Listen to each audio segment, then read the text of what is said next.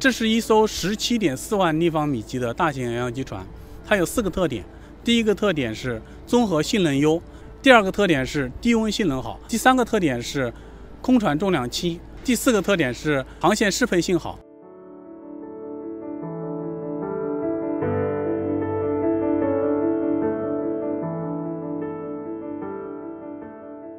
在整个2022年，沪东中华的 LNG 订单达到了38艘，在全球单一船厂来讲，我们排到世界第2，占到世界份额超过20%以上。除了国内船东订的一些船以外，还有欧洲船东、日本船东，尤其最近增长比较快的中东船东，首次的订单里边，完全出口的 LNG 船大概占到50%不到一点。中国船厂的话，在2022年新承接的 LNG 船的新造船订单，这个数据的话，大概是在892万立方米。这个数字的话呢，比2021年大概是增长的是10倍左右。2022年的话呢，中国船厂新承接的 LNG 船的订单占全球 LNG 船的比例呢是达到了31%，而2021年的话呢，这个数字呢还只有7%，说明了我们这个市场份额是在明显的上升的。Recently, the pandemic has broken out in various parts of China, and the death toll has risen sharply. The number of patients who passed away has been increasing. Funeral homes in Guangzhou were full, and people were selling turns. Someone in a funeral home in Guangzhou was found to be selling turns to make money on December 24th. It caused outrage among the people who had been waiting for a long time, and clashes broke out. Chinese media outlet Daji One interviewed a funeral home worker in Changhua District, Guangzhou, on December 22nd. He said that there was no place available or freezer, and the average waiting time was 3 days. Li, a citizen in Guangzhou, said the pandemic is severe. He had to wait for 3 days to cremate his mother. There are 7 cremation furnaces in Changhua District. However, they can't keep up with the demand. Every day, he said, there were too many cases left. Another worker at a funeral home in Zhongchang District told Chinese language media outlet Daji Yuan that they pick up many bodies daily. All of their cars were used for the task. He doubts that they could keep up with the schedule. Meanwhile, another employee in a funeral home in Huadu District, Guangzhou, told Chinese media outlet Xintang Ren that they couldn't take any more cases. This funeral home is short of furnaces to burn and cars to pick up bodies.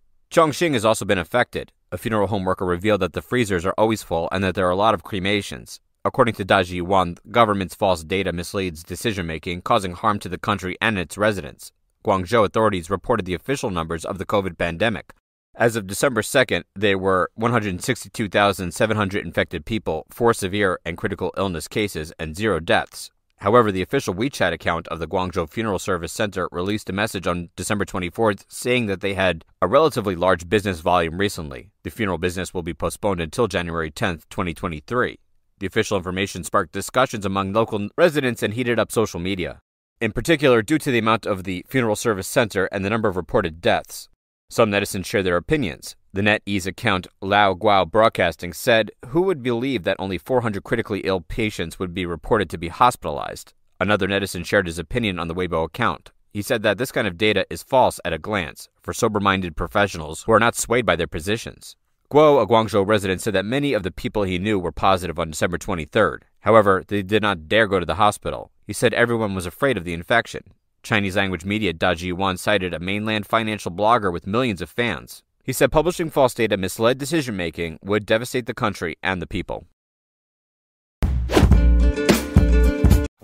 中国国家主席习近平31日新年贺词，针对两岸关系放软语气提两岸一家亲，未扬言武统。不过跨年当天，又有10多架共机逾越海峡中线。我们有注意到，习近平主席在昨天讲话啊，那我也注意到他是用一个比较和缓的方式来表达哈。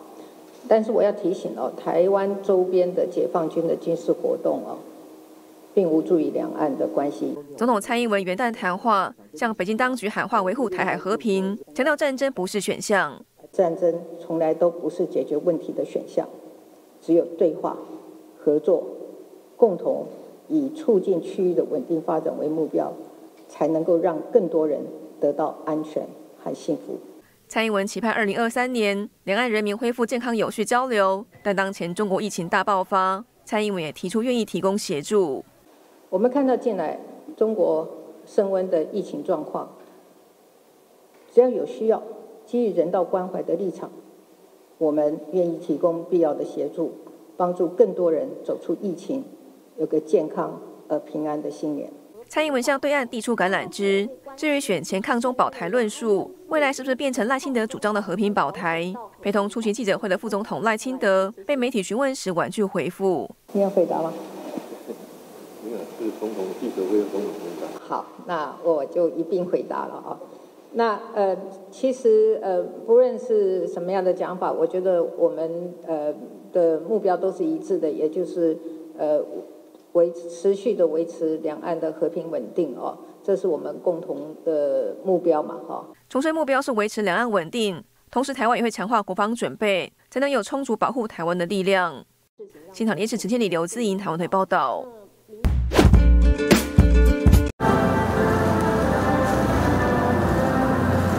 挥别2022，迎接2023。总统蔡英文穿着深蓝海军夹克现身，身旁是副总统赖清德，隔着一排的后方，则是新任台北市长蒋万安。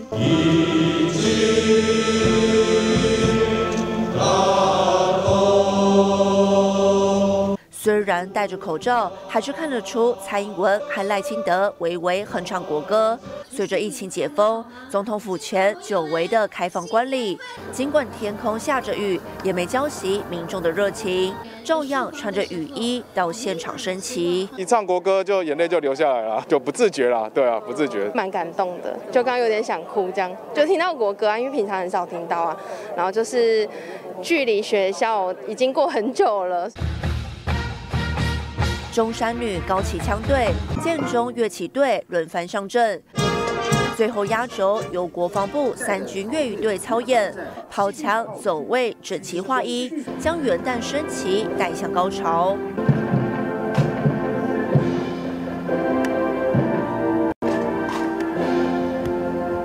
很辛苦他们保家卫国啊，然后就是可能。就是最近的一些国际的关系，就是也是比较紧张，那就是希望他们也能够加油，除了保护人民，也要保护自己。是，谢谢他们保家卫国。蔡英文向民众挥手致意后，到府内发表元旦谈话，民众也许下新年新希望。世界和平吧，世界和平，大家身体健康，更勇敢的尝试新的事情，可以早点毕业。2023新年快乐！新唐人亚太电视林玉堂、郑永如台湾台北报道。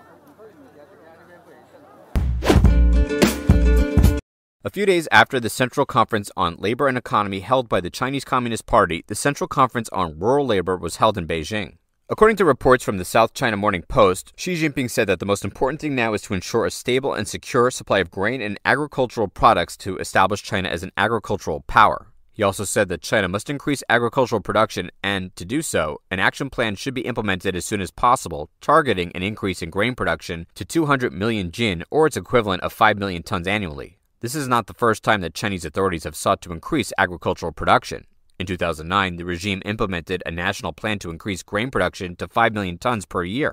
However, some Chinese specialists believe that this is not possible. The state-run Beijing News quoted a researcher, Diao Xianmin, from the Institute of Crop Science of the Chinese Academy of Agricultural Sciences. Our country has little land and many people, and the arable land area per capita is not high. At the same time, our country is still an importing country. In addition, the Chinese researchers said that the production of major staple food crop areas is also approaching the limit. Diao added that in major production areas such as northern and northeastern China, it is really difficult to continue to increase crop volumes due to excessive land use for long periods of time. Despite reports from the regime's National Bureau of Statistics, which indicates a slight increase in grain production with record 686.53 million tons in 2022, the country also continued to increase grain imports. According to data released by the General Administration of Customs of China, from January to December 2021, the country imported 164 million tons of grain, representing an increase of just over 18% year-on-year. The data shows that, as of November 2021, China's imports of corn, sorghum, barley, wheat, rice, and other grains have already surpassed 2020 annual imports. A major factor that has left serious consequences on agricultural production is the regime's bans. The pandemic measures did not allow rural workers to continue their work in food production. Recently, some areas of the country were freed from such measures such as Jilin, Heilongjiang, and Shandong. On the other hand, since 2020, China has been under extreme weather conditions. Several areas of the country suffered floods, while others had extreme droughts for several months. Xi has long been concerned about the country's food security. At the two-sessions meeting of the National People's Congress, he also outlined his concern about this and, in December 2021, warned that food security was the primary concern for securing commodity supply and an important strategic issue.